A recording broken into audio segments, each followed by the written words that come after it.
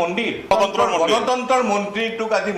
আজি কি কৰিলে আমি বেয়া ভাষা চোৱা লগাই দিয়া বুলি কৈ যে চোৱা লগাই দিয়ে চোৱা হৈ গৈছে একদম গেলি গৈছে গংগাৰ জলেৰে ধুব লাগিব গোটেই মন্দিৰটো গংগাৰ জলেৰে ধুব লাগিব যজ্ঞ পাতিব লাগে আচল একজেক্টলি ৱৰ্ডটো হ'ল ৰঞ্জিত দাস ডাঙৰীয়া আপুনি যজ্ঞ পাতক আপুনি শান্তি জল ছটিয়াই পবিত্ৰ কৰক জেগাখিনি গেলাই গৈছে গোন্ধাই গৈছে যিখন পবিত্ৰ স্থানক আমি গণতন্ত্ৰৰ মন্দিৰ বুলি জ্ঞান কৰোঁ যিখন মজিয়াৰ পৰা সমগ্ৰ অসমবাসীৰ ভাগ্য নিৰ্ধাৰণ কৰা হয় এতিয়া সেইখন স্থানতে লাগিল এক ডাঙৰ দাগ হয় আপুনি ঠিকেই শুনিছে বিধানসভাৰ সচিবালয়ত এক বৃহৎ কেলেংকাৰী গুজব উঠিছে কিন্তু আটাইতকৈ ডাঙৰ প্ৰশ্ন হ'ল কোনে এই পবিত্ৰ মন্দিৰক কুলসিত কৰিলে কাৰ সাহসত সচিবালয়ৰ ভিতৰচৰাত চলিছিল এই সমগ্ৰ কলাক্ষেত্ৰ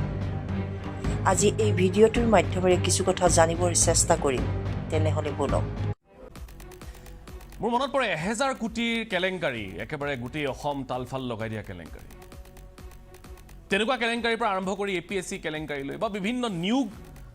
একেবাৰে ট্ৰেডিং কেলেংকাৰীলৈ অসমীয়াই কেলেংকাৰী দেখিছে অসমীয়াই দুৰ্নীতি দেখিছে অতি অবাঞ্ছিত এটা ইতিহাস আছে এই কেলেংকাৰী দুৰ্নীতিৰ অসমীয়াই দেখিছে কিন্তু সেইবোৰ আহিছে আৰু গৈছে মানুহে পাহৰিছে বিভিন্ন সময়ত চৰ্চা হয় তাৰ পাছত কিছুদিন থাকে তাৰ পাছত নাইকিয়া হৈ যায় ফলো আপ কোনো নাই সেই বিষয়টো আহিব বিজেপি চৰকাৰ অহাৰ পাছৰ পৰা চৰকাৰী বা বিভাগীয় যিবোৰ কেলেংকাৰী আছে সেই কেলেংকাৰীবোৰক লৈ যথেষ্ট সৰব হৈছে সেয়ালৈকে ৰাজ্য চৰকাৰে হওক বা কেন্দ্ৰীয় চৰকাৰে হওক না খাওঁগা না খানে দুংগা প্ৰধানমন্ত্ৰীয়ে নিজে কৈছিল কিন্তু ৰাজ্য চৰকাৰৰ হৃদপিণ্ড স্বৰূপ প্ৰশাসনৰ হৃদপিণ্ড স্বৰূপ এই বিধানসভা সচিবালয়ত যি বিয়াগুম কেলেংকাৰী হৈছে বা যিবোৰ পোহৰলৈ আহিছে সেইবোৰ দেখি মানুহ এফালে আচৰিত হৈছে এফালে হতাশ হৈছে আচলতে হৈ আছে কি ভয়ংকৰ কেলেংকাৰী ক'ত চাব আপুনি বিদেশ ভ্ৰমণ আনকি স্মাৰকলৈ শেহতীয়াকৈ পোহৰলৈ স্মাৰক লৈও কেলেংকাৰী হৈছে নিয়োগত কেলেংকাৰী হৈছে পদোন্নতিলৈ সচিবালয়ত উই পুকৰ পৰা সচিবালয়ত যোগান ধৰা পিঠা পনালৈ আচৰিত হ'ব শুনিলে আপুনি আৰু এইবোৰৰ হিচাপটো লাখত নহয় কোটিত হৈছে অধ্যক্ষই নিজৰ মানুহ চিনাকি মানুহ ভৰাই দিছে সচিবালয় অভিযোগ ডাঙৰ অধ্যক্ষৰ বিৰুদ্ধে এইবোৰ অভিযোগ নিজৰ সুবিধাৰ কাৰণে পুনৰ নিযুক্তিও দি লোৱা হৈছে ৩৬ বাৰকৈ বিদেশ ভ্ৰমণ কৰিছে সেইবোৰৰ আউটপুট কি সেইটো বেলেগ কথা আৰু কেলেংকাৰীৰ বাবে হুৱে বাৱে লগত OSD ঠিকাদাৰসকলক লৈছে অভিযোগ ভাবিলে আচৰিত লাগিব আপোনাৰ যে চৰকাৰৰ নাকৰ তলত ৰাইজৰ নাকৰ তলত বিৰোধীৰ নাকৰ তলত এই হেন বিধানসভা সচিবালয়ত ইমান কেলেংকাৰী হৈ আছিল কোনেও ভোকে নাপালে এতিয়া সকলোবিলাক লাহে লাহে পোহৰলৈ আহিছে কেনেকৈ হ'বলৈ পালে এইবোৰ কেলেংকাৰীৰ যাৰ যাৰ নাম ওলাইছে কেৱল সেইখিনিয়ে নে ইয়াতকৈও আৰু ডাঙৰ ডাঙৰ চেইন আছেগৈ ইমান অনিয়ম ইমান কেলেংকাৰী কোনেও সঁচাকৈয়ে ভোকে নাপালেনে এটা পৰুৱা ইফাল সিফাল হ'লেও যিয়ে খবৰ পায় ইমান ডাঙৰ কেলেংকাৰী কেনেকৈ খবৰ নাপালে এতিয়া যে ওলাইছে এইবোৰ এটা তদন্ত পৰ্যায় প্ৰক্ৰিয়াটো কি পৰ্যায়লৈ যাব কোন কোন জালত সঁচাকৈ পৰিব কাৰণ ইয়াৰ পূৰ্বে যিমান দুৰ্নীতিগ্ৰস্ত বিষয়া কৰ্মচাৰী জালত পৰিছে কিমানৰ শাস্তি হৈছে সেইটো এটা প্ৰশ্ন মানুহৰ মনত প্ৰশ্ন আছে লগতে মানুহৰ মনত আক্ষেপ আছে ইয়াত মোৰ সৈতে উপস্থিত আছে বিজেপিৰ মুখপাত্ৰ অধিবক্তা মানস শৰণীয়া ডাঙৰীয়াক স্বাগতম আমাৰ সৈতে আছে কংগ্ৰেছৰ জ্যেষ্ঠ মুখপাত্ৰ ইমদাদ হুছেইন ডাঙৰীয়াক স্বাগতম আমাৰ সৈতে আছে জ্যেষ্ঠ সাংবাদিক নৱ ঠাকুৰীয়া নৱদাক স্বাগতম আমাৰ সৈতে আছে লেখক সমালোচক পলাশ ৰঞ্জন বৰুৱা ডাঙৰীয়াক স্বাগতম আমি সংযুক্ত হৈছোঁ এই মুহূৰ্তত APWৰ অধ্যক্ষ অভিজিত শৰ্মা আৰু RTI কৰ্মী কৌশিক হাজৰিকাৰ সৈতে দুয়োগৰাকীকে স্বাগতম জনাইছোঁ আৰম্ভ কৰিছোঁ অভিজিত শৰ্মাৰ পৰা APWয়ে যিহেতু এই বিষয়টোক লৈ সংবাদ মাধ্যমকো সম্বোধন কৰিছে তেওঁলোকে এই বিষয়টো পাতকৈ প্ৰকাশ কৰিবলৈ চেষ্টা কৰিছে গতিকে মই শৰ্মা ডাঙৰীয়া আপোনাৰ পৰা আৰম্ভ কৰিছোঁ এতিয়া বহু কথাই পোহৰলৈ আহিছে এতিয়া বহুত কথা আহিছে আপোনালোকে যিখিনি প্ৰকাশ কৰিছিল তাৰ লগত সংযুক্ত কৰি সংলগ্ন কৰি আৰু বহু কথাই পোহৰলৈ আহিছে এতিয়া কথাটো হৈছে যে আপুনি আৰু বা আপোনালোকে আৰু কিমানখিনি জানে কেলেংকাৰীৰ বিষয় বা ইয়াৰ পাছত আৰু কি হ'বলৈ গৈ আছে পদক্ষেপ হিচাপে হওক বা আপোনালোকৰ নেক্সট যিখিনি কথা বতৰা কাৰণ খুচৰুতে বিষয় ওলাই গৈ আছে কিন্তু চাওক গণতন্ত্ৰৰ মন্দিৰত দুৰ্নীতি গণতন্ত্ৰৰ মন্দিৰক কুলসিত কৰা আৰু এই গোটেই কথাখিনি আমি 2024 চনৰ 24 আগষ্টত আমি গোটেই বিষয়টো লৈ পেলাই এটা প্ৰেছ কনফাৰেঞ্চ দিছিলোঁ আৰু বিশ্বজিৎ দৈমাৰী ডাঙৰীয়াক মই নিজে ব্যক্তিগতভাৱে ফোন কৰি বাৰে বাৰে তেখেতক অনুৰোধ কৰিছিলোঁ যে আপুনি ইয়াৰ ব্যৱস্থা ল'ব প্ৰথম দিনাখন তেখেতে মোক ফোনটো কৰাৰ লগে লগে ক'লে নিশ্চয় অভিজিৎ ভাই মই এইখিনি ব্যৱস্থা ল'ম আৰু তাৰ পিছৰ পৰা তেখেতে মোৰ ফোন ৰিচিভ নকৰা হ'ল হোমেন বৰুৱাক ফোন কৰিলেও মানে তেওঁ নাই বুলি কয় অমুক নাই তেওঁ মানে ইয়াৰ পৰা গা এৰি পলোৱাৰ নিচিনা আৰম্ভ কৰিলে আৰু তেতিয়াই আমি গম পাইছিলোঁ যে ইয়াতে আৰু একো নহ'ব কিন্তু মন্দিৰত হাত দিবলৈ অলপ অসুবিধা হয় আৰু মন্দিৰৰ বদনাম গাবলৈ অলপ অসুবিধা হয় আৰু সেইকাৰণে আমি ইমান দিনে মনে মনে থাকিলোঁ আৰু বহুত সংবাদ গোষ্ঠীৰ বহুত ভাল ভাল সাংবাদিক আপুনি নিজেও বা এনেকুৱা বহুত আমিও এই বাতৰিটো চেষ্টা কৰিছোঁ কিন্তু সবে মনে মনে থাকিব লগা হৈছিলে একমাত্ৰ মানে স্পীকাৰজনক কেনেকৈ ক'ব স্পীকাৰজনৰ বিষয়ে কিন্তু হয় এতিয়া যেতিয়া ৰঞ্জিত দাস ডাঙৰীয়াই দায়িত্ব লোৱাৰ পিছত যেতিয়া কথাবিলাক ওলোৱা আৰম্ভ কৰিলে একচুৱেলি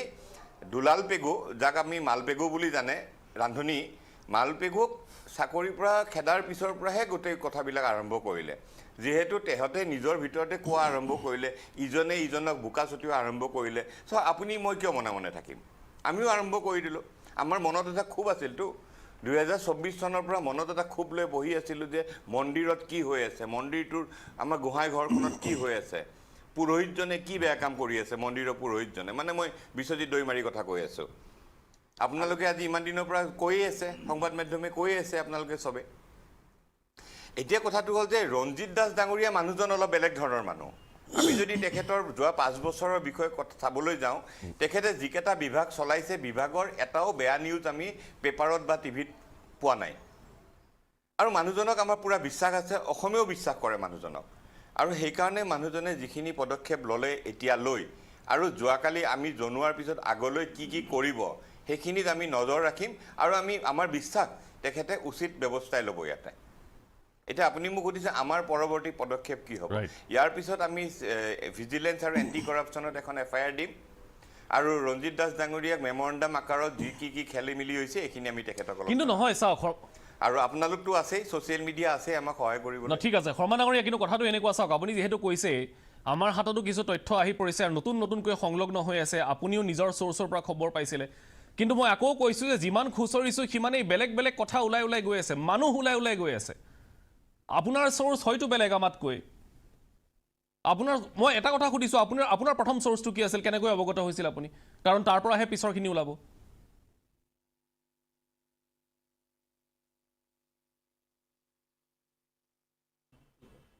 চাওক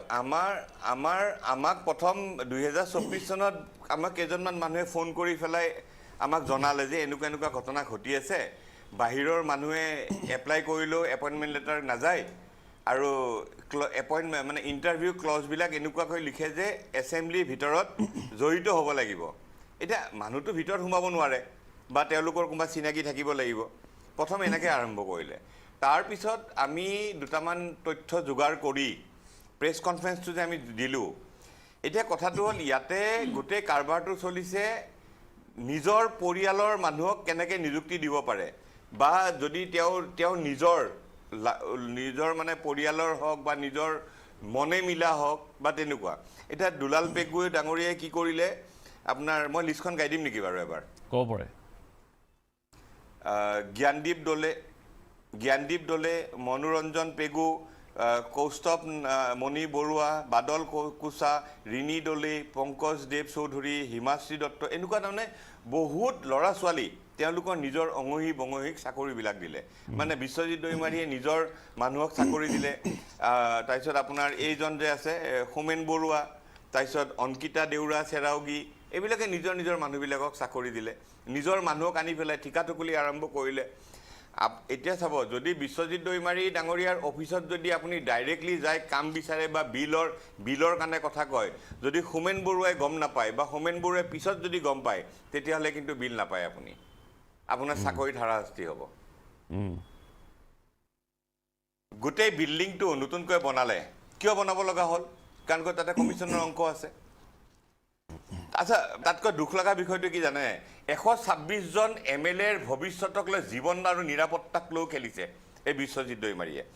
16/5/2026 ফায়াৰৰ পৰা এখন চিঠি আহিছে এইখন চিঠি মই দেখাই দিছোঁ আপোনালোকক এই চিঠিখনত কি লিখা আছে জানেনে ডিটেইলছ অফ ফাইণ্ডিং এলাৰ্মে কাম নকৰে হা তাৰপিছত আপোনাৰ জুই লাগিলে কি কৰিব সেফটি মেজাৰ্ছক কৈছে ডিজেল পাম্পটোৰ কানেকশ্যনৰ বেটাৰী বেয়া তাৰপিছত আপোনাৰ পানীত সোমাই থাকে চ' এনেকুৱা ধৰণৰ 126জন মানুহৰ MLAৰ ভৱিষ্যতক লৈ জীৱনক লৈ খেলিছে তেওঁলোকে মানে পইচাৰ কামোৱাত তেহঁতে মানে এই যে আলকাট্ৰাও যে লাগে খাই এই হোমেন বৰুৱা আলকাট্ৰাও খাব বিচাৰে বিশ্বজিৎ দৈমাৰীক যদি আপুনি কালি কয় যে এয়া আলকাট্ৰা নহয় এয়া 500 টকীয়া নোট তেওঁ সেয়াও খাই দিব তেওঁ খাই ল'ব চ' গোটেই বিভাগটোৱে নষ্ট কৰি দিলে সেইকাৰণে কৈছোঁ যোগ্য পাতিব লাগিব গংগা জলৰে ধুব লাগিব নাই আপুনি সেইটো কথা কৈছে মই সেইটো মানে আপুনি কৈছে যে ইমানেই দুৰ্নীতি কৰিছে ইমানেই কেলেংকাৰী কৰিছে গোটেইখন যে মানে যোগ্য পতাৰ কথা আপুনি উল্লেখ কৰিছে যোগ্য পাতিব লাগিব তাৰমানে আপুনি এনেকৈ কৈছে যে গোটেই সচিবালয়কে আচলতে তেওঁ হয়তো তেওঁৰ যদিহে অভিযোগবোৰ সঁচা হয় তেতিয়াহ'লে তেওঁ নিজৰ হাতোৰাত সেইবোৰ লৈ লৈছিল আপুনি সেই তাৎপৰ্যৰে কৈছে নে কথাটো নে অন্য কিবা তাৎপৰ্য আছে যোগ্য পতাৰ কথা যে কৈছে আপুনি মানে এইটো মেটাফৰ নে কি এইটো মেটাফৰিকেলি কৈছে নেকি আপুনি আমি হয় নাই আমিতো ভগৱান মানা মানুহ হয় জানো আমি ভগৱানক মাতো বেয়া বস্তু এটাত জানো মানুহ সোমাব আপুনি যেতিয়া ঘৰ এটা লয় ঘৰত আপুনি হোম যজ্ঞ কৰিয়ে ঘৰত সোমায় যিহেতু আগৰ ঘৰখন বেয়া হৈ গ'ল লেতেৰা হৈ গ'ল শেষ কৰি দিলে বাকী বিদেশ ভ্ৰমণ এইবিলাকতো আছেই তো সেইকাৰণে কৈছোঁ ৰঞ্জিত দাস ডাঙৰীয়াই যজ্ঞ পাতি ভালকৈ তাতে অফিচ আৰম্ভ কৰক ঠিক আছে মই এই মুহূৰ্তত ষ্টুডিঅ'লৈ আহিছোঁ মানস বৰণীয়া ডাঙৰীয়া আছে বিজেপিৰ মুখপাত্ৰ তেওঁ এগৰাকী আইনজ্ঞ গতিকে এই কথা বতৰাবিলাক বিজেপিয়ে বাৰম্বাৰ এটা কথাতে খুব হাইলাইট কৰি আহিছিলে বিগত নিৰ্বাচনতো এইবাৰৰ নিৰ্বাচনতো যে তেওঁলোকে দুৰ্নীতি কেলেংকাৰী এই শব্দবিলাকৰ পৰা তেওঁলোকে ৰাজ্যবাসীক মুক্তি দিম বুলি কৈছিলে মুখ্যমন্ত্ৰীয়ে প্ৰত্যেকখন সভাতেই কৈ আছিল যে এই কংগ্ৰেছৰ দিনৰ কেলেংকাৰী কংগ্ৰেছৰ দিনৰ দুৰ্নীতি বিজেপি চৰকাৰত আমি দেখা নাই বা বিজেপি চৰকাৰক আমি কেতিয়াও হ'বলৈ দিয়া নাই সেইটো আচলতে এটা বৰ টেগলাইন আছিলে ডাঙৰ কিন্তু এতিয়া এনেকুৱা হৈছে বিধানসভা সচিবালয়ত বিজেপি চৰকাৰৰ দিনত অধ্যক্ষগৰাকীৰ বিৰুদ্ধে ইমান ডাঙৰ অভিযোগ আপোনালোকে কি ভাবে যে এইটো কেনেধৰণে সংঘটিত হ'বলৈ পালে আৰু মই আকৌ কৈছোঁ যিখন চৰকাৰৰ ওচৰত প্ৰত্যেকটো মুভমেণ্টৰ খবৰ থাকে ইমান ডাঙৰ এটা লেপছ কেনেকৈ হৈ গ'ল আপুনি যিটো টেগলাইনৰ কথা কৈছে যে বিজেপিয়ে মানে কৰাপশ্যনেই হওক বা অন্যান্য যিটো সহনশীলতা আগতো আছিল এতিয়াও আছে আৰু আপুনি দুৰ্নীতি হৈছে না হোৱা নাই সেইটো মই ঠিক এতিয়াই ক'ব নোৱাৰিম কিন্তু কথাটো এনেকুৱা যে যদি হোৱাৰ যিহেতু এটা হোৱা বুলি যিহেতু অভিযোগ এটা আহিছে বা পাব্লিকৰ মাজতো প্ৰচাৰ হৈছে আৰু সেইকাৰণে আমাৰ বৰ্তমানৰ অধ্যক্ষ তেওঁ তাৰ একশ্যন লৈছে গতিকে আপুনি বিজেপিক আমি এনেকুৱা দুৰ্নীতি প্ৰশ্ৰয় দিয়া বুলি নক'ব দুৰ্নীতি হৈছে নহৈছে বেলেগ কথা এইটো আজি যদি আমাৰ যি বিধানসভাত যি অধ্যক্ষৰ কথাটো কৈছে গতিকে সেই কথাটো বেলেগ কিন্তু আমি যে এইটো প্ৰশ্ৰয় দিওঁ সেইটো কিন্তু নহয় আমি প্ৰশ্ৰয় নিওঁ তাৰ ইমিডিয়েট আমাৰ ৰঞ্জিত দাস ডাঙৰীয়া আহিয়ে 5টা বছৰে সেইখিনি কথা কেনেকৈ লুকাই নাই সেই কথাটোৱে কৈছোঁ যদি মোক আপুনি ক'বলৈ কয় মই ব্যক্তিগত হিচাপে আমাৰ স্পীকাৰৰ লগত যিহেতু মোৰ গাঁৱৰ মানুহ মোৰ পৰা 10 কিলোমিটাৰ দূৰ হয় তেওঁৰ ঘৰ আৰু মইতো মোতকৈ বয়সত যথেষ্ট সৰু তেওঁ আৰু তেওঁক মই ষ্টুডেণ্ট অৱস্থাৰ পৰাই জানো যেতিয়া তেওঁ এপছৰ মানে এছিষ্টেণ্ট ছেক্ৰেটাৰী আছিল বা তাৰ আগৰ পৰাও এতিয়া যদি আপুনি কয় যে তেওঁ কি কৰিছে আমাৰ যি অভিজিত শৰ্মাৰ যিখিনি এলিগেশ্যন আনিছে হয়তো কিবা ইফাল অলপ হ'ব পাৰে কিন্তু একো এনেকুৱা নহয় যে শূন্যতে গদা ঘূৰাইছে একোৱে কৰা নাই আপুনি চাওক তেওঁ যিখিনি কৰিছে এইখিনি হয় না নহয় আপুনি কম্পেয়াৰ কৰিব বিধানসভাৰ ভৱনটো বনাইছে নতুন সচিবালয়ৰ যিখিনি কৰিব লগা কৰিছে বিধায়কৰ বাবে নতুন হোষ্টেলৰ ব্যৱস্থা কৰিছে বিধায়কৰ পৰিহিত চিকিৎসালয়ৰ সুব্যৱস্থা বিধায়কৰ বাবে ক্লাবটো দৰকাৰ নহয় বোলে এটা কৰিছেতো পইচা ইনভেষ্ট হৈছেতো নতুন কেণ্টিন ডিজিটেল পুথিভঁৰাল ডিজিটেল সংগ্ৰহালয় অসম বিধানসভাৰ ডিজিটেল ইউটিউবৰ চেনেল অসম সচিবালয়ৰ লাইভ ষ্টুডিঅ' লাইভ আৰু শব্দৰ প্ৰদৰ্শনী তাৰপিছত বিদ্যুৎ চালিত গল্ফ কাৰ এই যে এইটো আপোনাৰ যিটো হেৰি হয় সচিবালয়ৰ পৰিসৰৰ শোভাবৰ্ধনৰ ব্যৱস্থা ছাত্ৰ ছাত্ৰীৰ ইণ্টাৰ্ণশ্বিপ চৌহদত পৰিষ্কাৰ পৰিচ্ছন্ন ৰাখি যায় এই মোটামুটি 15টা কাম তেওঁ কৰিছে আৰু এই কামখিনি যদি কৰা নাই বা তাত এতিয়া এটা ধৰক প্ৰথম কথা হ'ল কি এজন অধ্যক্ষতে ইমিউন নেকি যেহেতু কনষ্টিটিউশ্যনেল পষ্ট এটা হেল্প কৰে আমাৰ কনষ্টিটিউশ্যনৰ 170 আৰ্টিকল মতে তেওঁ কিন্তু ইমিউন হয় যিখিনি বিধানসভাৰ কাৰ্য পৰিচালনাত তেওঁৰ যিখিনি বাকী এক্সিকিউটিভ কাম কৰে সেইটো তেওঁ ইমিউন নহয় এতিয়া বহুতেই কৈছে যে বিধানসভাৰ অধ্যক্ষৰ বিৰুদ্ধে এনেকৈ কোৱা নকোৱা ক'বতো নালাগে কিন্তু এইটো ইমিউন নহয় তেওঁ তাৰ কাৰণে ধৰণৰ কোনো প্ৰটেকশ্যন নাপায় কিন্তু কথাটো হ'ল কি এই যে এইখিনি কৰিছে মই তেওঁক যেতিয়া কথা পাতিছিলোঁ পৰহি মোটামুটি 31 মিনিট সময় কথা পাতিছোঁ তেওঁ মোক কৈছে তেওঁ কোৱাটোৱে মই কৈছোঁ বা তেওঁ শুনি আছে তেওঁ নিজেও গম পাব তেওঁ কৈছে এইবিলাক কেনেকুৱা কি হ'ল তেওঁ কৈছে দাদা এইবিলাকতো চব মই যিটো বস্তু মই ব্যৱহাৰ কৰিছোঁ যিটো টকা আহিছেতো FAO ফাও বুলি কোৱা হয় ফাইনেন্সিয়েল একাউণ্ট অফিচাৰ তেওঁ যিটো ছেক্ৰেটাৰী মানে বিধানসভাৰ কাৰণে আছে তেওঁৰ লগত যিটো অফিচিয়েলি এটাচ হৈ আছে তেওঁ এষ্টিমেটেড তৈয়াৰ কৰে আৰু গোটেই কনষ্ট্ৰাকশ্যনৰ পাৰ্টটো ইনষ্টলেশ্যন পাৰ্টটো গোটেই PWত যায় আৰু পইচাটো যেনেকৈ বাজেটত চেংচন হয় এইটো নহয় যে মানে অধ্যক্ষক 10 কোটি টকা দি দিয়ে তেওঁ যেনেকৈ ইচ্ছা তেনেকৈ খৰচ কৰিছে এইটোও নহয় এইটো ফাইনেন্সত যায় ফাইনেন্সে এইটো এপ্ৰুভ কৰে এপ্ৰুভ কৰা মতে কণ্ট্ৰেক্টটো য'ত যি এলট হ'বলৈ কিবা পাৰ্চেছ হৈছে যদি হৈছে তেওঁ মোক ক'লে যে এই যে মাজতে বোধহয় অভিজিত শৰ্মাই পৰহি ক'ৰবাত টিভিত কৈছিল নেকি এই কথাটো মই সেইকাৰণে তেওঁক সুধিলোঁ যে এই যে মাইক্ৰফোনৰ কথাটো কৈছে সি কৈছে দাদা আমাৰ মাইক্ৰফোন মাত্ৰ 54টা কিমানটা আহিছে প্ৰত্যেক বিধায়কৰ কাৰণে নাই আমাৰ 126টা বিধায়ক আছে আৰু গোটেই বহিব পৰা ব্যৱস্থা 100 কিমানজনলৈকে আছে বোলে 200 ওচৰা আছে ঠিক মোৰ মনত নাই গতিকে এই মাইক্ৰফোনকেইটা মডাৰ্ণ যে অনা হৈছে অলপ মডাৰ্ণ টেকন'লজিৰ আৰু সেইটো বোলে কিবা বুছ এনেকুৱা কোম্পানী বুলি কৈছে মোক লৈছে সেইটো অলপ কষ্টলি হৈছে আৰু এইটো লকডাউনৰ সময়ত কিনাৰ কাৰণে আৰু তাৰ দামটো বাঢ়িছে আৰু আগৰ যিখিনি আছে সেইখিনি এতিয়াও আছে এই যি 54টা কি থকা বুলি সকলোৰে আগতে মাইক্ৰফোনৰ ব্যৱস্থা হোৱা নাছিল গতিকে এইটো কিমান হৈছে কি নহৈছে বেলেগ কথা এতিয়া বাকী যিবিলাকৰ কথা কৈছে আপোনাৰ এইটো এই যে বেটাৰী ৰিক্সাৰ যি 6খন না কিবা সেইটোতো আছে এতিয়াও চলি ভেনিটি ভেনৰ কথা কৈছে ভেনিটি ভেনৰ কথাটো ঠিকে আছে 100% নহয় নাই মই সেইকাৰণে কৈছোঁ যে এতিয়া এজন স্পীকাৰ হিচাপে তেওঁৰ হয়তো অফিচ ষ্টাফৰ ওচৰত যিমানখিনি কণ্ট্ৰল থাকিব নালাগিছিল তাত হয়তো কিবা অলপ হিন্দিৰি হ'ব পাৰে মানে অভিপ্ৰায়টো কি আচলতে সেইটো বৰ ডাঙৰ কথা নাই আপুনি এজন ঠিকাদাৰক দিছে 1 কোটি টকাৰ ঠিকা তেওঁ হয়তো 90 লাখৰ কাম কৰি 1 কোটি লৈ যাব পাৰে তাৰ কাৰণে স্পীকাৰ ইজ নট ৰেছপন্সিবল যদি বোলে কোনো কাম কৰা নাই একোই নাই স্পীকাৰে সোমাই থৈ দিছে কৰিছে তাত এতিয়া হয় যদি তেওঁ কিবা কৰিছে তাৰ কাৰণে কমিটি ঠিক আছে মই এই বিষয়টোলৈ আৰু যদি আমি ডিপ ডাইভ কৰোঁ মই আহি আছোঁ অভিজিত শৰ্মাই যিমানখিনি কৈছে মই সিমানখিনি শুদ্ধ নহয় বুলি ভাবোঁ ঠিক আছে মই কৌশিক হাজৰিকাৰ পৰা জানো কৌশিক হাজৰিকাৰ কথোপকথন হৈছে ঠিক আছে কৌশিক হাজৰিকাৰ পৰা জানো তেখেতে নিজেও এই বিষয়টোক লৈ RTI কৰিছিল কৌশিক হাজৰিকা 2021 চনৰ পৰা 24 চনলৈকে 111 জন ব্যক্তিক এই অসম পবিত্ৰ বিধানসভাত নিযুক্তি দিয়া হৈছিলে আৰু এই 111 জন ব্যক্তি সম্পূৰ্ণভাৱে অবৈধভাৱে তাত নিযুক্তি দিয়া হৈছে সম্পূৰ্ণ তথ্য আছে আমাৰ হাতত আৰু এই তথ্য দিয়া ব্যক্তিসকল কোন আছিল আৰু এই নিযুক্তি দিয়া ব্যক্তিসকল কোন আছিল বা নিযুক্তিপ্ৰাপ্ত ব্যক্তিসকল আছিলে কোন আছিলে আমাৰ বিশ্বজিৎ দৈমাৰীৰ ভতিজা তেওঁৰ পত্নী আত্মীয় কুটুম্ব উপাধ্যক্ষ ডাক্তৰ নুমল মুমিনৰ ভতিজা আত্মীয় কুটুম্ব তাৰপিছত আমাৰ বিজেপি দলৰ প্ৰাক্তন সভাপতি ভৱেশ কলিতাদেৱৰ ভতিজাক তেওঁৰ পৰিয়াল আত্মীয় স্বজন আমাৰ কমলপুৰ সমষ্টিৰ সন্মানীয় বিধায়ক দিগন্ত কলিতাদেৱৰ ভতিজা আত্মীয় স্বজন আৰু বিধানসভাৰ সদ্য প্ৰাক্তন যিজন আমাৰ সচিব দুলাল পেগুদেৱৰ ভতিজাক ভাগিন আত্মীয় কুটুম এনেকৈ গোটেই বস্তুখিনি সম্পূৰ্ণ পৰিয়াল কেন্দ্ৰিক হিচাপে এটা নিযুক্তি লাভ কৰিলে। তথ্যৰ ভিত্তিত কৈছে কথাখিনি হয় সম্পূৰ্ণ তথ্য ভিত্তিত মই ইমানটোলৈকে কনফিডেঞ্চত কৈছোঁ যদি ইয়াত 1% যদি মই মিছা কথা কৈছোঁ তেন্তে সেইসকল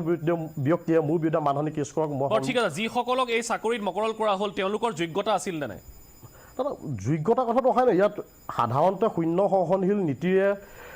নিযুক্তি দিয়া আমাৰ হিমন্ত বিশ্ব শৰ্মা নেতৃত্বাধীন চৰকাৰখনে যি ধৰণে নিযুক্তি প্ৰক্ৰিয়াৰ কাৰণে বিজ্ঞাপন দিব লাগিছিলে সেই বিজ্ঞাপনৰ ক্ষেত্ৰতো শূন্য তাৰপিছত পৰীক্ষা পাতিব লাগিছিলে ভাইবেলি মৌখিক সাক্ষাৎকাৰ কৰিব লাগিছিলে কোনো এটা বস্তু নকৰাকৈ নাই কোনো নাই এতিয়া বিধানসভাত মই নাম ক'ব পাৰোঁ এনেকুৱা টাইপিষ্ট আছে আপোনাৰ যিসকলে ABCD কেইটা ভালকৈ নাজানে সেইসকল ব্যক্তি আজি টাইপিষ্ট হৈ আছে মোৰ ওচৰত সম্পূৰ্ণ তথ্য আছে মই নাম সহকাৰে ক'ব পাৰোঁ কিন্তু এটা কথা মই আপোনাক জনাইছোঁ যে ব্যক্তিকেন্দ্ৰিক সংঘাত নহয় এই বস্তুটো হ'ল সম্পূৰ্ণ এটা ছিষ্টেমৰ বিৰুদ্ধে এই যুদ্ধখন চলিছে গতিকে এই ছিষ্টেমটোত বিভিন্নজন ব্যক্তি আহিছে শেহতীয়াকৈ আপোনাৰ কি হয় 2026 চনৰ জানুৱাৰী মাহৰ 8 তাৰিখে পুনৰ 34 জন ব্যক্তিক আপোনাৰ নিযুক্তি দিয়া হৈছে সম্পূৰ্ণ অবৈধ আৰু এটা কথা কি আমাৰ সাতাম পুৰুষীয়া ঐক্য সম্প্ৰীতি এনাজৰীৰে বান্ধ খাই থকা এইখন পবিত্ৰ অসমত বিভিন্ন জাতি জনগোষ্ঠী ভাষা ভাষী লোকে বাস কৰে কিন্তু সেই অসম ভূমিত চবতছে বেছি হৈছে মই আপোনাৰ লিখি আনিছোঁ আপোনাৰ যি 111জন ব্যক্তিয়ে নিযুক্তি লাভ কৰিছিলে তাতে আছিলে আপোনাৰ বড়ো সম্প্ৰদায়ৰ ব্যক্তি আছিলে 31জন কাৰ্বি আৰু ডিমাচা সম্প্ৰদায়ৰ ব্যক্তি আছিলে আপোনাৰ 13জন আহোম সম্প্ৰদায়ৰ পৰা 5জন ব্যক্তিয়ে নিযুক্তি পাইছিলে মুছলমান সম্প্ৰদায়ৰ পৰা 4জনে পাইছে মিচিং সম্প্ৰদায়ৰ পৰা আপোনাৰ 6জনে পাইছিলে নেপালী সম্প্ৰদায় অৰ্থাৎ গোৰ্খা সম্প্ৰদায়ৰ পৰা পালে আপোনাৰ 3জন বেংগলী সম্প্ৰদায়ৰ পৰা পালে 3জনে তাৰপিছত আপোনাৰ সোণোৱাল কছাৰীৰ পৰা এজন আছে তাৰ মানে এই কিজনতে সীমাবদ্ধ থাকিলে কি অসমত দেউৰী মৰাণ মটক কোচ আমাৰ সোণোৱাল কছাৰী এইসকল ব্যক্তিও কি নাছিলে নেকি ৰাভা হাছং এইবোৰ নাছিলে নেকি তিৱাসকল নাছিলে নেকি কেৱল এটা নিৰ্দিষ্ট জাতিতে সংখ্যাগতভাৱে এইবিলাক গৰিষ্ঠতা ৰাখি কিয় এই ধৰণে নিযুক্তি দিয়া হ'ল আমাৰ সেইটো এটা প্ৰশ্ন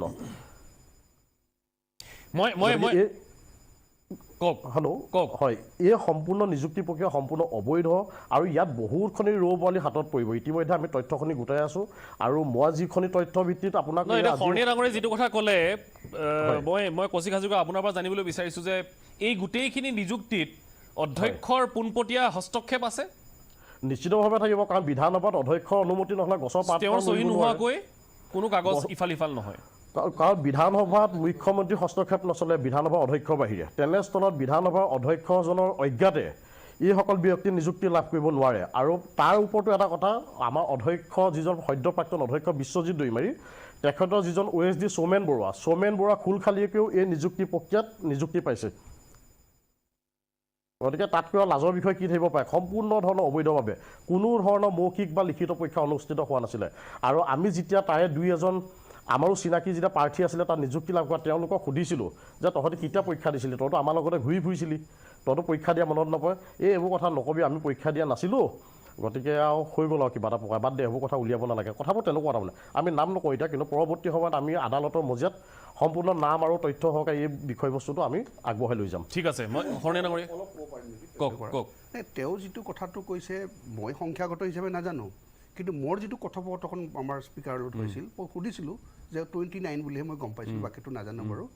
তেওঁ এটা কথা ক'লে যে তাত 126জন বিধায়ক আছে আৰু 126জনৰ বিধায়কৰ গোটেই শুশ্ৰূষাৰ দায়িত্বটো স্পীকাৰৰ হয় ঘৰত কিবা নাই তেওঁৰ সেইকাৰণে কৈছিল যে প্ৰত্যেকৰ ঘৰৰ কাৰণে মই একোজনকৈ মানুহ ৰখাৰ ব্যৱস্থা কৰাৰ চেষ্টা কৰিছিলোঁ বুলি কৈছে আৰু এইটো কথাও কৈছে এইবোৰ পাৰ্মানেণ্ট নহয়